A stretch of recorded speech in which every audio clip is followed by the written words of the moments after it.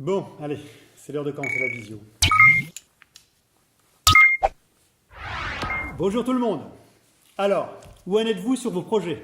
Hector, je suis dans une impasse avec mon projet, plutôt face à un mur. Je ne vois pas comment il est possible de continuer à avancer dans le contexte actuel. Je pense qu'il est plus raisonnable d'arrêter le projet dans son ensemble. Alors moi j'ai un problème de budget sur mon projet. Il faut débloquer la situation rapidement, sinon on ne pourra ni tenir le budget, ni les délais. Il faut vraiment revoir les objectifs de mon projet, Hector. C'est intenable. Il est devenu franchement impossible d'atteindre les objectifs souhaités par le client dans les délais et les budgets. Si nous étions partis sur des bonnes bases, je ne dis pas. C'était jouable, mais maintenant c'est trop tard.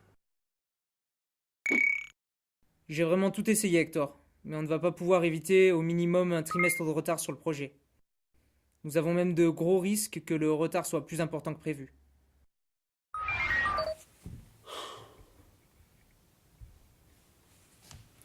Vous aussi, dans votre entreprise, vous avez les mêmes problèmes?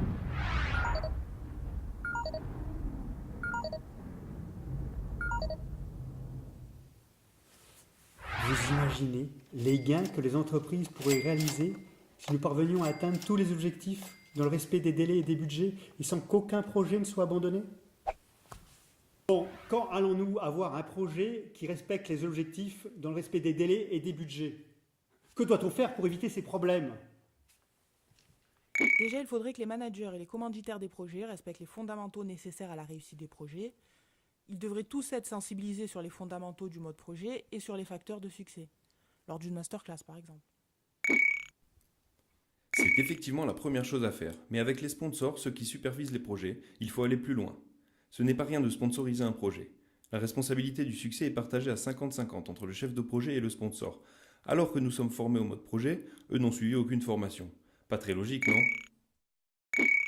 Tu as raison, ça ne peut pas marcher. C'est comme si dans un rallye, on avait un pilote formé et un copilote qui ne l'était pas. Il faut que les deux soient au top, le sponsor et le chef de projet.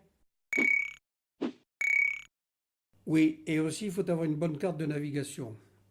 Un bon guide projet pour le chef de projet et le sponsor est aussi important.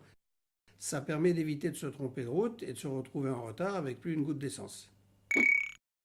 Effectivement, il faut un bon pilote et copilote pour éviter les sorties de route, vu les enjeux pour les entreprises. Et les deux doivent être au top. Nous allons y arriver. Et la bonne nouvelle, c'est que je sais comment. Si vous voulez en savoir plus sur le pack SPM, cliquez sur une offre pour avoir accès aux détails des programmes.